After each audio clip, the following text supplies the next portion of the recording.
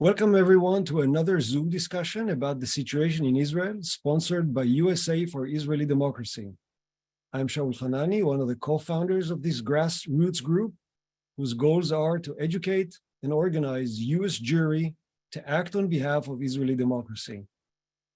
Many of us in the US are asking, how can we help? What can we do? I want to thank everyone attending today. You're fulfilling the first step, which is to get informed and educated about the issues.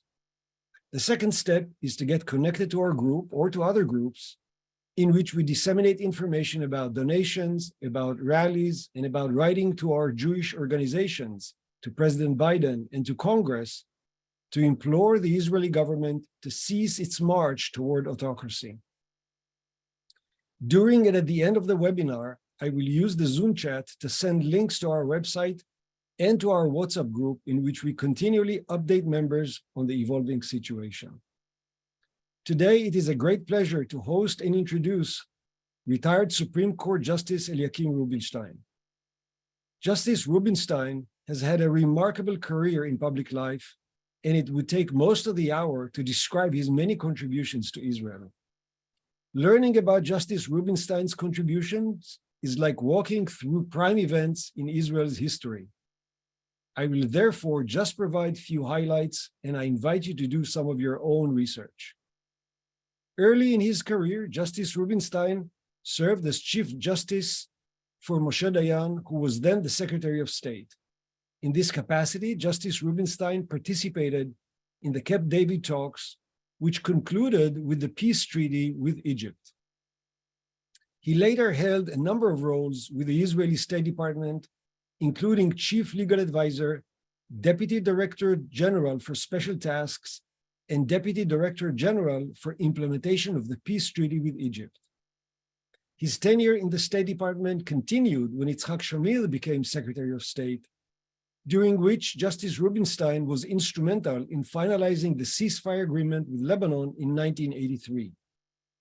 Later, Justice Rubinstein served as Deputy Israeli ambassador in Washington, replacing Bibi Netanyahu. Between 1986 and 1994, throughout Shamir's and some of Rabin's prime ministerships, Justice Rubinstein was the government secretary. In that capacity, he was the head of the Israeli delegation that crafted the peace agreement with Jordan. For 6 years, between 1997 and 2003, Justice Rubinstein served as Israel's Attorney General. In that capacity, he was involved in negotiations with Syria, in the Camp David negotiations with Yasser Arafat. During that period, he also dealt with a number of high-profile investigations. For example, an investigation of Azar Weizmann when he was Israel's president, in which Rubinstein decided not to press charges. Also, he was involved in an investigation of Minister and retired IDF General Yitzhak Mordechai, who was charged and later convicted of sexual misconduct and harassment. To conclude this impressive career in public service, Justice Rubinstein served in the Israeli Supreme Court for 12 years between 2005 until his retirement in 2017. For the last 2 years, he was the Deputy President of the Supreme Court, or to use the American terminology, the Deputy Chief Justice. During this tenure on the Supreme Court, Justice Rubinstein drew heavily from Hebrew jurisprudence and has insisted on using Hebrew words and terminology. He was a strong advocate for excellence in state governance and emphasized the obligation of the state to be fair toward its citizens. In one case, he wrote, and I quote, "In my opinion, we must highlight the state's increased obligation, more so than for other litigants, to maintain fairness. In judicial terms, the state isn't like any other player. Even in its regular business dealings, the state is obliged to behave as a public body, not as any other private business." And he also wrote, in another case, the state's obligation for extra fairness throughout its conduct is as obvious as the light of the sun in midday. The obligation is so obvious that it doesn't require any additional justification. On the Supreme Court, Justice Rubinstein participated in several major cases, including a ruling that there can be no segregation of women and men in public buses, and in a ruling that struck down the Tal law, which would have exempted ultra-Orthodox citizens from army service. Bear in mind, Rubinstein has had an Orthodox upbringing and is a religious person. Before I turn the stage to Justice Rubinstein, I'd like to thank one of our members, Ruth Kaplan from Brookline, Massachusetts, who has introduced us to Justice Rubinstein. Ruth's late father, Judge Sumner Kaplan, was a close friend of Justice Rubinstein. We hope to have time at the end of the presentation for Q&A. Please send your questions in the Zoom chat. Justice Rubinstein, we're eager to hear about the Reasonableness Doctrine and its relation to the judicial overhaul. You have the stage. Thank you very much, Professor Hanani. You mentioned Judge Kaplan, Judge Sumner Kaplan. He was a great lover of Israel. He was a general in the U.S. Army. He was a leader in the Massachusetts community, and he was our mentor when we spent time at Harvard many years ago. So I'm glad Ruti and Sister Margie remain our close friends for all these years. For me, talking today or in the last 6 months about what's going on is traumatic. I've been, as Professor Hanani mentioned, a public servant in Israel for, I can say 55 years, because if you take my army years and then about almost 50 years in the various incarnations in government and in the law, and then even in the last 5-6 years since I retired, what I've been doing is volunteering to the government, in particular to chair this and that committee, about 3-4 committees or something like that. So I'm, as I say, I'm in a kind of a trauma that I have to speak and demonstrate against an Israeli government. I'm an Israeli patriot, and I'm my family has been in the country. My mother's family from 1922, over a century. My father came as a soldier in World War II, and he lost his family in the Holocaust. And my mother's testament, I would say, or will, was that I should become a public servant. That's what she wrote in a Bible that she gave me when I went to the army in 1966, and on which I was sworn in 3 times as a judge. So far for the personal feelings. Let me talk a little bit about the, and I should also add something else. You're an American group. I was heavily involved in carving the strategic cooperation between the US and Israel. And in fact, I was the initiator of a 1988 memorandum of agreement between President Reagan, Prime Minister Shamir, on our 40th Independence Day, that institutionalized cooperation which started before in various strategic, economic, and so on areas. And I am hopeful that this fruitful cooperation, which has been going on all these years, will continue, God willing. Now, our judicial system is different from the US. In the US, it's a big country. You have the federal judiciary. It's appointed by the president, and approved by the Senate. So you have kind of a checks and balances system. It's political. Every president appoints almost only from his own party. And the states in the United States, as you all know, mostly elect judges in the ballot, which for me has been always an enigma. But I respect the US tradition, and that's not our subject today.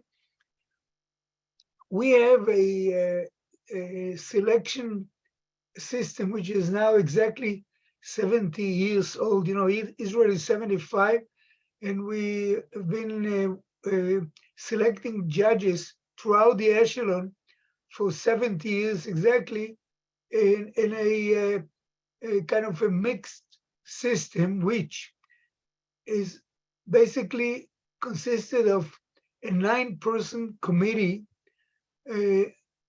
I was a member of this committee for a few years. It's headed by the Minister of Justice, who's a politician. There are 3 political members, 2 Knesset members, 1 minister besides the Minister of Justice, and 5 non-politicals, which are 3 justices of the Supreme Court, the president and 2 others, and 2 bar association representatives. And this has been by and large, a success story. I say by and large because in any human situation, you can have somebody that's not a great success, but by and large, we have about 850 judges in Israel.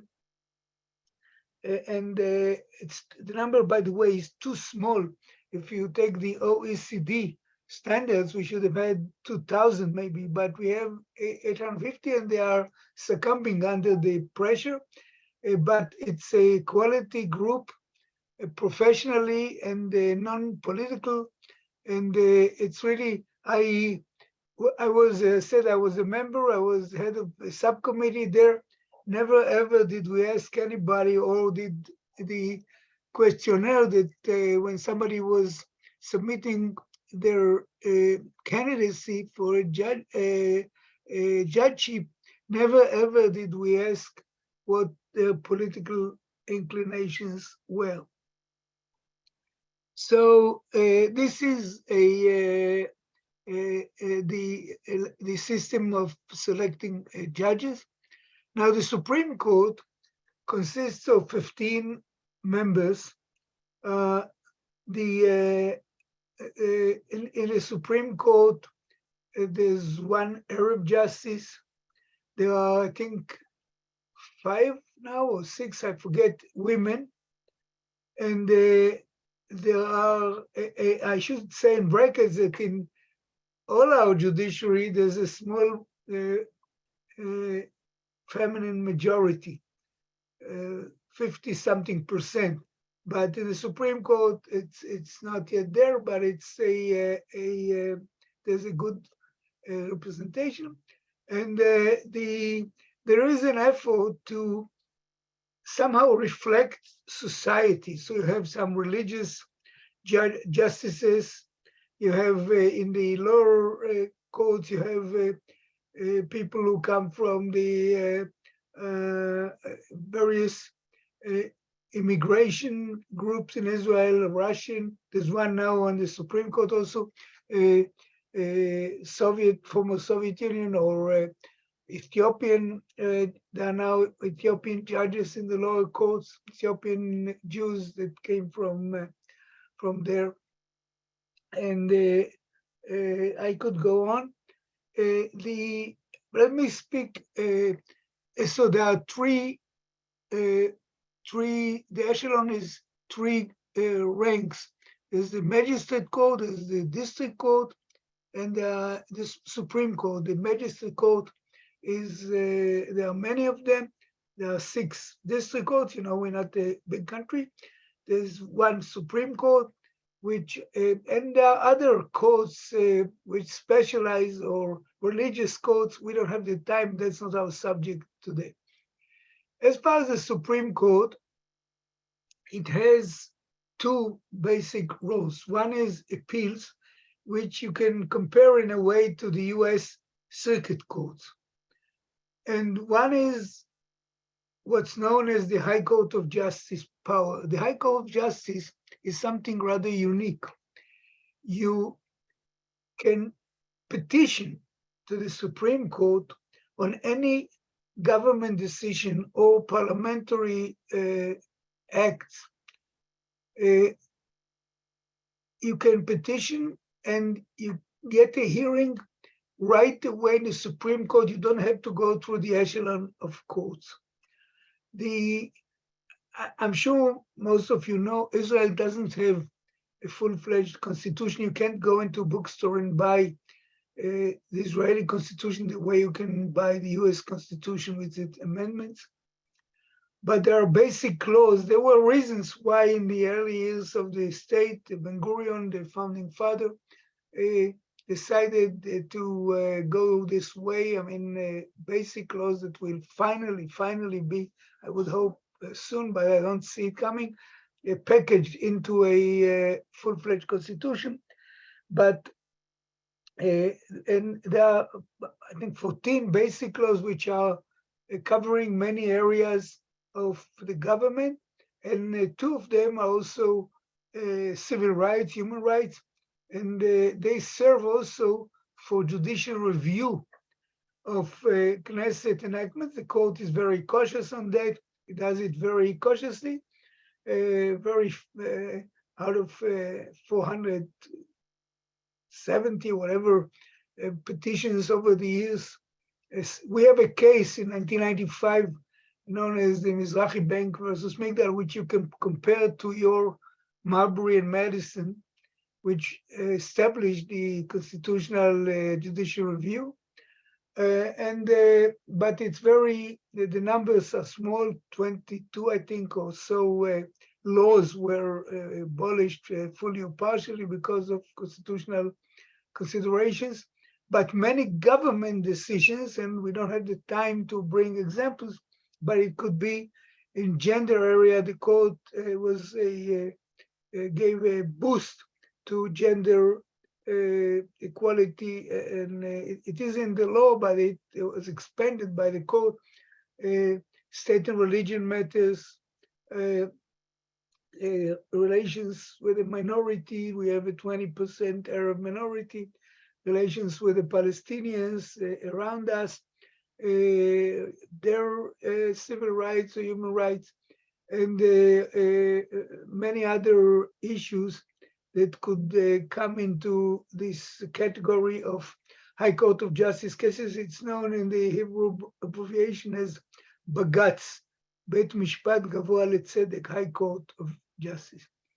Now, there are some, and so I'm underlining the special power that you can go straight to the Supreme Court on all these things, and you don't need to go to other courts on government decisions and parliamentary decisions. I should mention that my wife argued the Mizrahi Bank, the Marbury and Madison case for the government in 1994.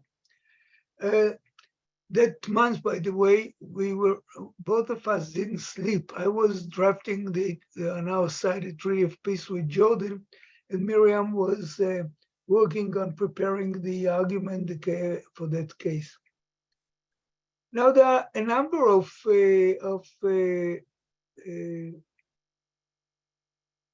paths or ways which the court weighs or considers government and parliamentary decisions. One is proportionality, one is equality, no discrimination, and one is what we are talking about today, which is the reasonability.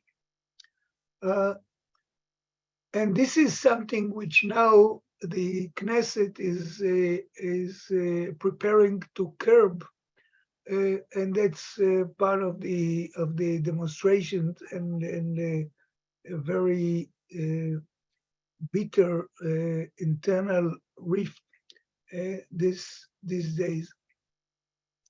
Yeah, now there is a misnomer or a kind of distorted terminology. The real name of this concept or doctrine is extreme irreasonability. That is not just I am the judge, I feel that your decision is not what I would do or something like that.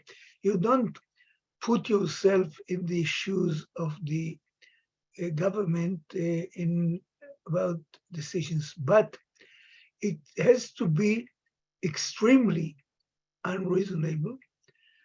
And the court has been using that to check on appointments on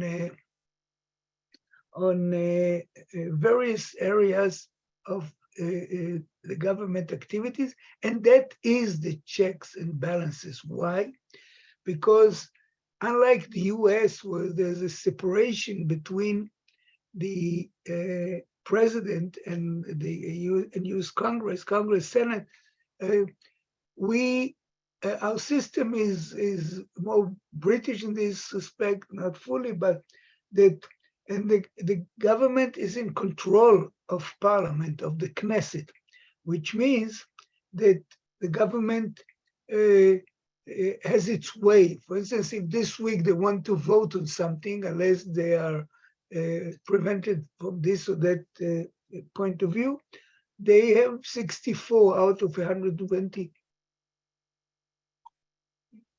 Knesset members, and they can vote. So they, and this question comes all the time into discussion, the supposedly separation of powers, but the actual separation of powers is rather weak. Now, so the court is the checks and balances, and the current ideas of what's known as reform, quote unquote, is in fact a kind of an attack, I hate to say it, but on the court and on the legal advisors or legal advising of the government. Let me say a word about the legal advisors, the Attorney General and others. Again, we're not the US. In the US, every secretary of something, secretary of state, secretary of labor, they can change the upper echelons of the bureaucracy, including a legal advisor, and appoint from their own party, which they do. They can appoint from the public service, but they are free to do, and they often do it, appoint political people. We have a different system, which is closer to the British system, which, by the way, is also the source of this doctrine of unreasonable decisions. Our legal advisors in the ministries are public servants, which means the ministers change, they don't change. Of course, there's a limit now, there wasn't, but by and large, there's a limit of a number of years that they can serve in the position, but they are public servants and not political people. I speak also from experience on that, because I was the legal advisor of the general counsel of two ministries, Ministry of Foreign Affairs and Ministry of Defense. And then I was Attorney General, which supervises all the legal advisors and was also independent. The Attorney General is not political. They are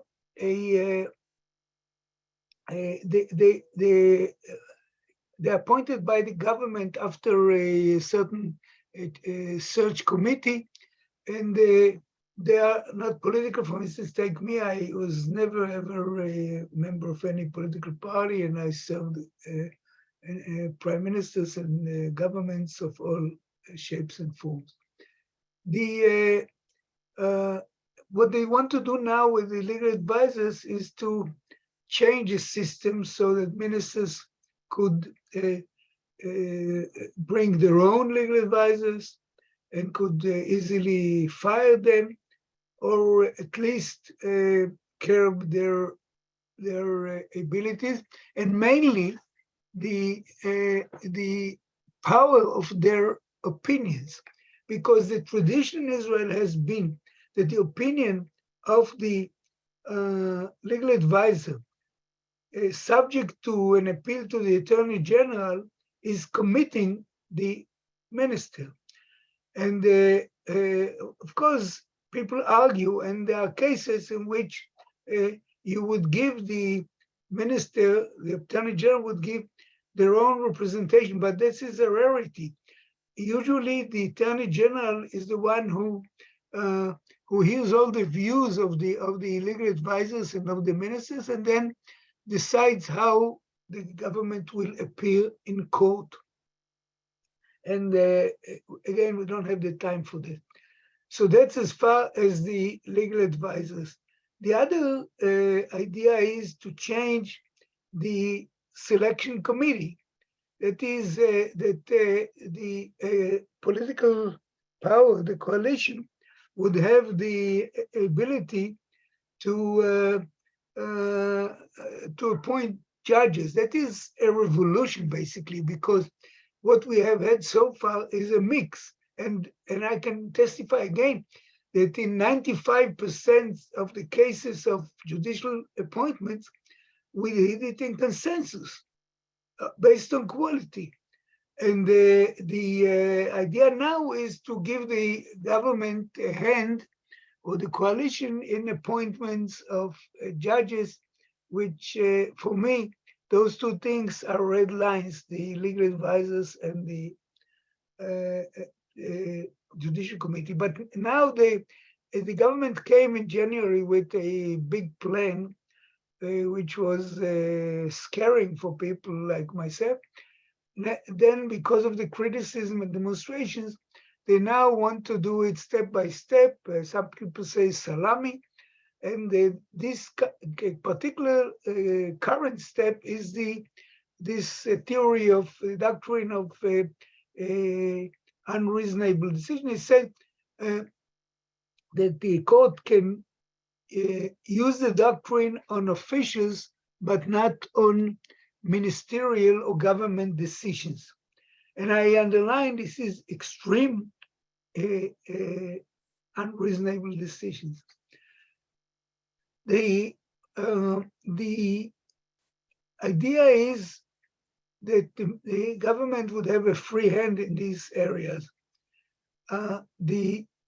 So take just example, because of time constraints, take just the example of appointments. Appointing officials, appointing senior officials, appointing the tradition is a variation on England. In England, all civil, all echelon of officials is civil servants. So they are permanent in their positions. We have an exception that most of the public service is like that, but the top of each ministry and the number two can be political appointees by the minister. But there are quality checks on them, and in any case, the ministers have regulatory power and the appointment power, which is very wide. And if you curb, if you cut off the ability of the court to check whether this appointment or this regulatory act by a minister is not extremely unreasonable. And when I say extremely unreasonable, is that a normal, honest person wouldn't approve of this act, regulatory or appointment or whatever. This would lose the ability to have any checks and balances. And that's now the reason why there's such a criticism and such a massive movement of demonstration. As I said, even my grandchildren, I would add, are coming. I can show you from last night, my wife and I, here's the picture, my wife and I and our granddaughter in a demonstration. And some couple of months ago, another of our granddaughters, younger, this one is 15, she's 7, the other one, and she drew her own sign. I should find it and show you, which says Israel Democratic or something like that. So let me find it for a minute because it's rather cute. She did it herself, this sign.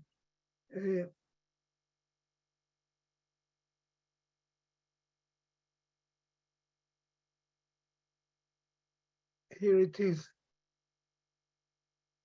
It's me and Tamar and Hallel, and the flag and the sign was made by her. She's 7.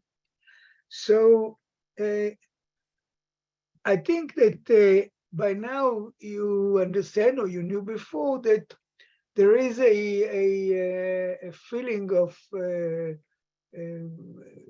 sadness and I'd say even depression by people who find the existing situation not perfect, because there's nothing human that is perfect, but it's been working. And if it's not broken, why fix it?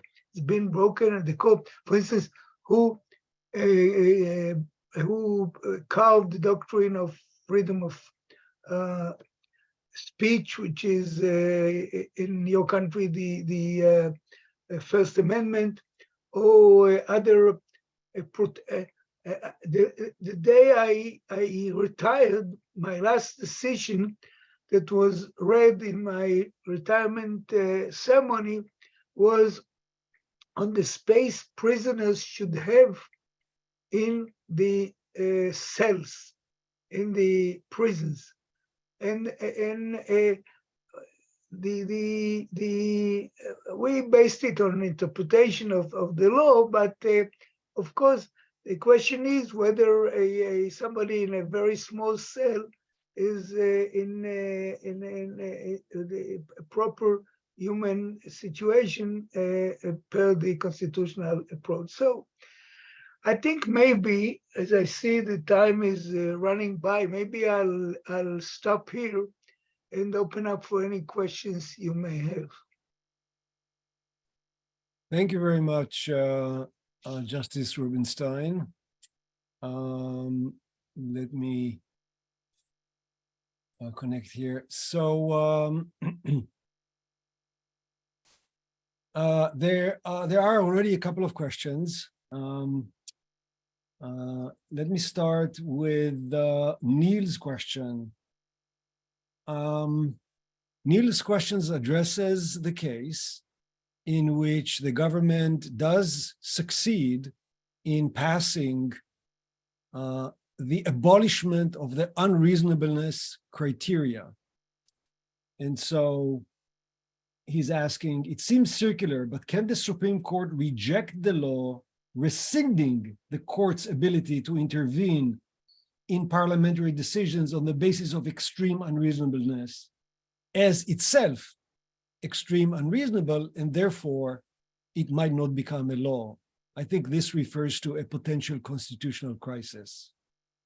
Well, that's correct. It is a question of a constitutional crisis. So far, you should know that the current draft bill is amending a basic law, which I should have said before. One of the problems is that most basic laws in Israel could be amended, unlike the US, where you have this very complicated procedure of amending the constitution, the states, Congress, and so on. With us, it's very easy. And they want to amend the basic law, the judiciary. And the court has been musing for a few years, a number of years.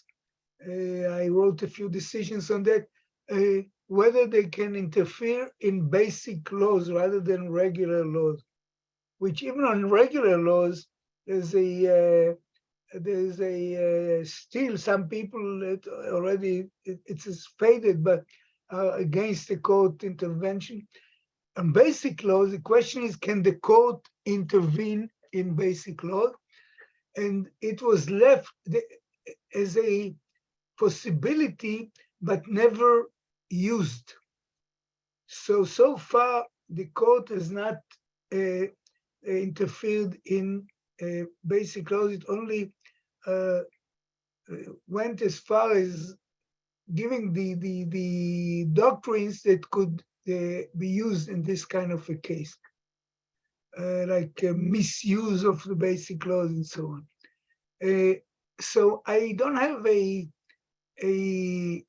clear-cut answer for that. And if it comes to the court, they'll have to cope with it, and it will come to the court, by the way, because there will always be people that would challenge it. They'll have to really see whether they can interfere in this, and I don't want to speculate on the future. The next question, I'll combine two questions together, one of them my own and one of them from Farron. Do you see the issue of unreasonableness as a red line for democracy, or is this an issue more of corruption, improper governance? You mentioned your own red line for democracy. You mentioned the committee for selection of judges and the advisors, the legal advisors. You have not mentioned the specific issue of reasonableness. Perhaps you can give an example for the case in which unreasonableness is not only a threat for corruption and governance, but also a threat for democracy. And just to finish with Fern's question, what is the red line for the inexorable drift towards dictatorship? Please. I am a low-key person in a way, which means I don't like to yell wolves all the time. So I don't want to even speculate about dictatorship. But if you really go into that, of course, once you curb the power of the court to check on the government, they can do things that are beyond, extremely beyond the reasonable, and God forbid they can go on into very unhappy situations. So the idea of what you need is checks and balances. What you need is the ability that look at the decisions and see, of course, not only if they are extremely unreasonable, if they are proportional, if they are equal, if they are fair this way or the other. And as Professor Hanani mentioned before, I'm a great fan of fairness, which is also an American doctrine, as we know. I'll give you an example of appointments, which was an appointment was rejected by the court many years ago, and the government didn't like it. There was somebody who was a Shin Bet senior person, that is the GSS, the General Security Service, and he was involved in a very, very famous scandal, you can say, in those days, of the Shin Bet, and there were criminal activities, and there was a decision at the time to pacify by a presidential pardon to a number of people. He was one of them. And a few years later, the government wanted to appoint him a director general of a government ministry. And the court said that given this background, even if he was pardoned, that doesn't make him qualified to get a position which you need people that have a clean bill of health, so to speak. And there are many other, but we don't have the time to give more examples. Following up on that same idea, people are asking, would the abolishment of the unreasonableness criterion is a threat to minority rights or just general rights? Is it a threat to the electoral system? These are questions by several people here on the chat. So that would be an example for, this goes beyond just question of appointments, but no, I gave an appointment which is a rather kind of obvious thing, but there is always a question of a slippery slope. If you let the government be exempt from any check, and they do leave the check on officials, but decisions, but not on the government or ministerial decisions, then, of course, if you go on with decisions that go against democratic institutions, the election system, by the way, you need 80 Knesset members to change, but other matters of public interest and of major public interest, you need a special majority or any government decision without a Knesset enactment. And the idea of the slippery slope is that you start with something which may look okay. So, and I should be fair and say that there were some colleagues on the court, my colleagues, who thought, let's leave the appointments because, okay, so there'll be a few not too good appointments, but we shouldn't go into this unreasonable. I should fairly say that this happened. That's not my view. But the fear, the apprehension is that this would develop further, and again, I'm not political, but if there is a government which has let's say extreme members, extremist, and they can, by their power in the coalition, push the government to extreme steps, and there's no checks on them, that gives the answer. The question that I had and someone else had as well, Lay is asking, the criterion of unreasonableness has been criticized as a vague and imprecise. So are there guidelines for what unreasonable means? That's one question in this direction. And another question is, and I think you alluded to that, the doctrine of unreasonableness is not an Israeli invention, correct? It is also in perhaps the British or other systems. Perhaps you could talk about both of those issues. Well, indeed,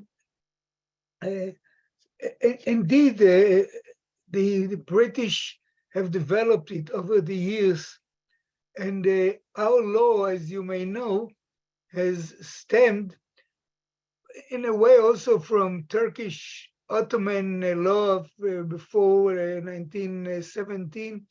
The Ottoman Empire ruled our country for 400 years, but by and large from the British influence of the mandatory period between 1718 to 1948. And the questions of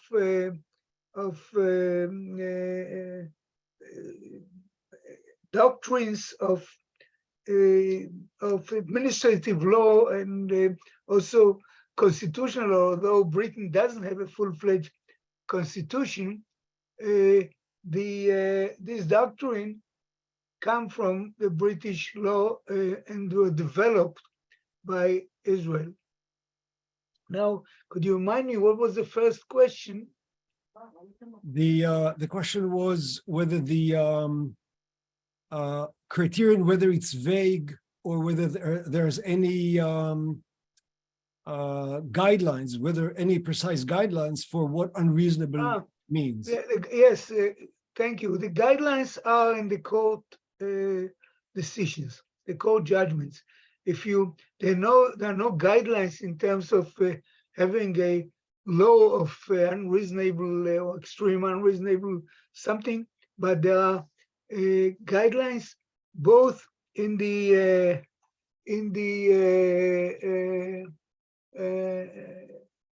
court decisions. There are very detailed examples for that, and there are also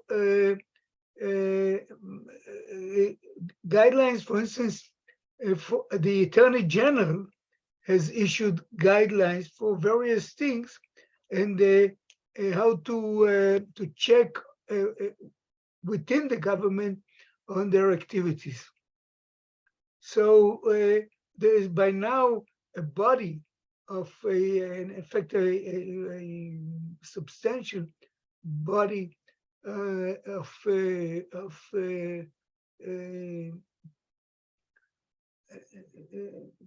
sort of guidelines. You have on this chat something rather terrible of this. I don't know who they are, but yes, there are. Yes, I apologize for that. No, it's not, I'm sure it's not your fault, but it's just unbelievable. Okay. Yes, if you bear with me, I am removing members. And so... okay, but if you have any other questions, I'm here. Yes. Could you please talk about whether unreasonableness has been used in the Alia Dahan case? And could you talk about this case in general? Yes, there were two reasons. The case is whether Mr. Deri, who is a very powerful politician, who has been who had been convicted many years ago and was in jail for a few years, and then after the cooling off period, because you need 7 years, I believe, after you you finish your sentence. He came back to politics and is the leader of a very influential party that has, I believe, 11 out of 120 Knesset seats. And he was about to become a minister both of the interior and of health. And there were petitions to the court, and based on his record and based on mainly on the fact that there was, after all of that, another lighter conviction, but still a conviction, and a promise he made in the, or a representation he made in the Jerusalem court, that he, when they negotiated the plea on the last case a couple of years ago, he committed, or that was the impression at least, that he is leaving politics.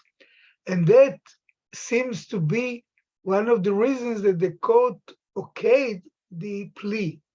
Again, I'm not sure I'm super accurate, but that's the general picture. And then now when he would have become a new minister, a minister again, there was a petition to the court, and the court said in a very, basically in a very large panel, that there were two reasons. One, the unreasonable approach, extremely unreasonable, that after that you come back to commit offenses and you want to become a minister.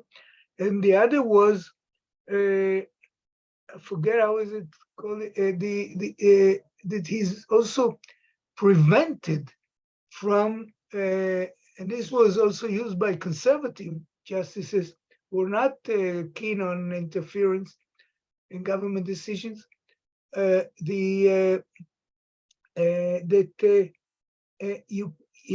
you can't ignore the, basically it's known in the British law as estoppel. He's stopped from claiming now that he is back in politics, while he just declared just a year or two earlier that he is out of politics. And then there was a question, he said, no, it was just till the elections, and the court didn't accept it. Again, I may be not fully accurate, but that's basically, so the unreasonable doctrine, unreasonability doctrine was there, and the estoppel doctrine. There were two doctrines in the case. And now there's an effort to, so he's not in government now, but there's an effort to either enact or use the new idea of abolishing this doctrine to bring him back to government. I don't know if you know, but there's a question, and it goes to the overall temperate measure of the court. How frequently has the court used the reasonableness doctrine over the years? Many cases, small number of cases. How often has it been used for appointments versus other policies? I read recently, I'm not following every day the statistics, but and don't hold me by my word now, but that in the last 10 years, there were 44 cases or so of using this doctrine in the Supreme Court over the last 10 years. So it's there, but it's not a daily matter, as you can understand, if there are, let's say, 4 or 5 cases a year. But it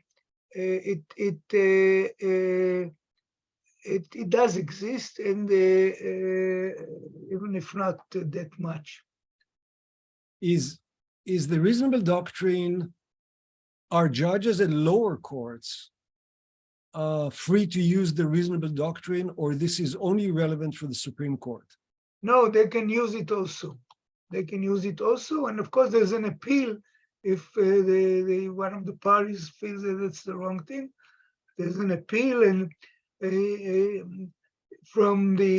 an appeal by right from the district court, and if it began in the magistrate court, and there was an appeal in district court, you need a leave for the Supreme Court, but it's part of the echelon, yes, and it's possible. Is it not the case that judges are asked to use reasonableness throughout their judging procedure? I understand that we're talking about reasonableness against government appointments and things of that sort, but isn't it the case that judges are called upon to use reasonableness in a broad range of topics in which they are asked to judge? And wouldn't it be therefore be odd to abolish reasonableness specifically in ministerial, for example, government or ministerial decisions or appointments? I'm not sure I understood the question, but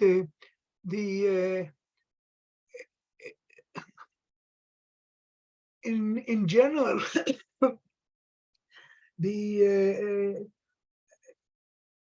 what the government has in mind, the coalition, is ministerial and government decisions. And now there's talk, but it's not sure that they are that they want to omit it from mayors and municipal leaders, because this doctrine has been used on their decisions too. And there's now talk about softening the legislation by not applying it to municipal, but so far it hasn't been the case in terms of the draft bills. But if I missed something and you want to repeat, you're welcome. Okay, I will repeat.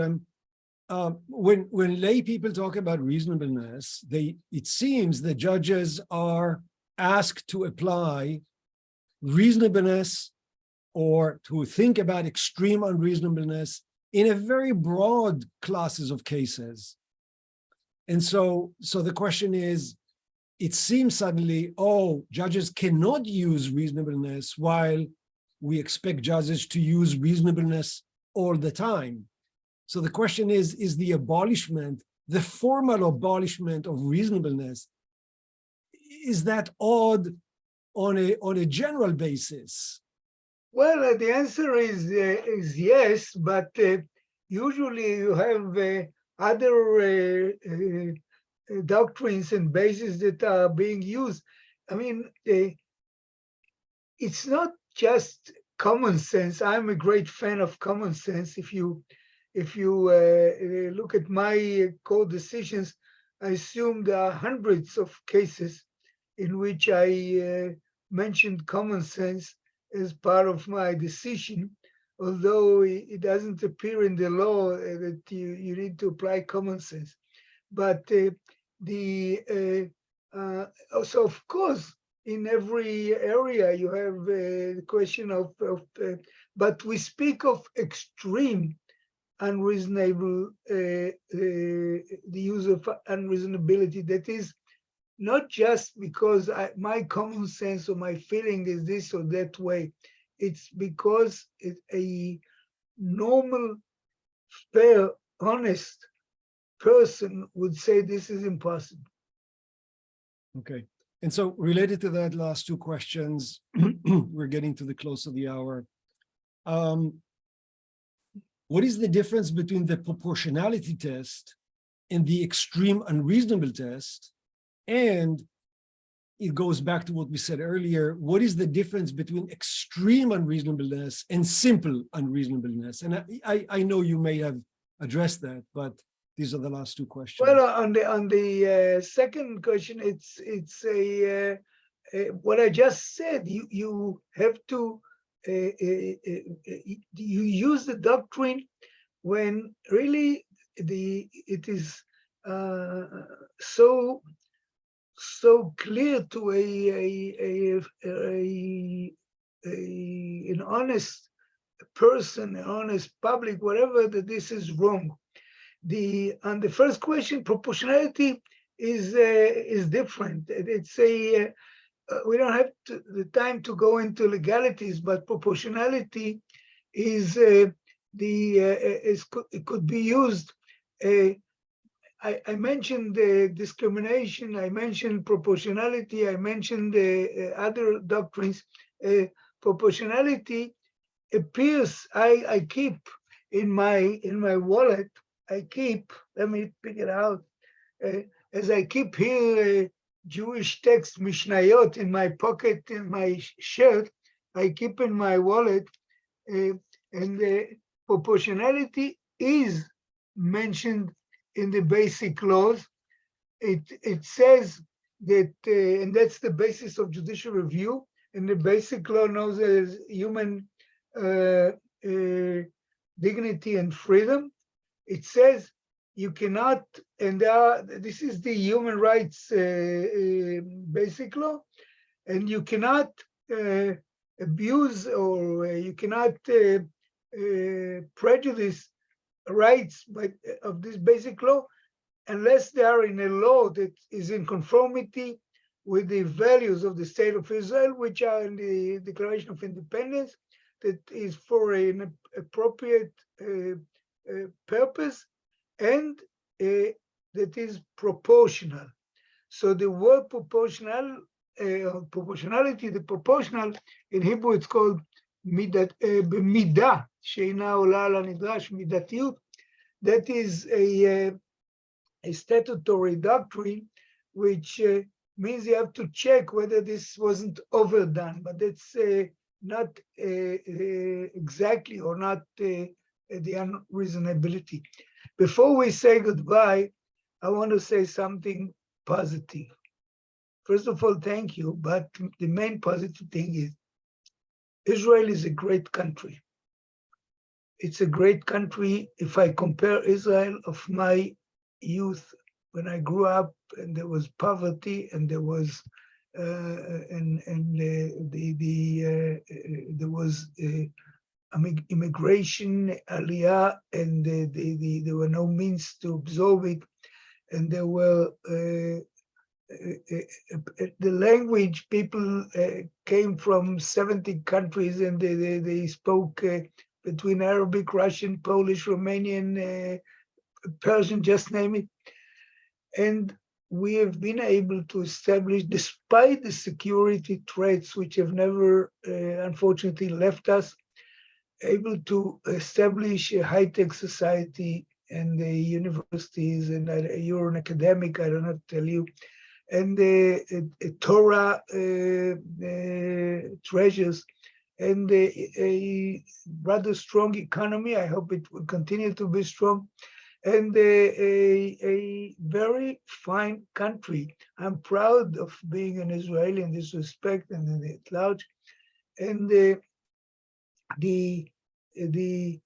vision of the redemption of Zion is, and the ingathering to the exiles had been fulfilled to a great extent.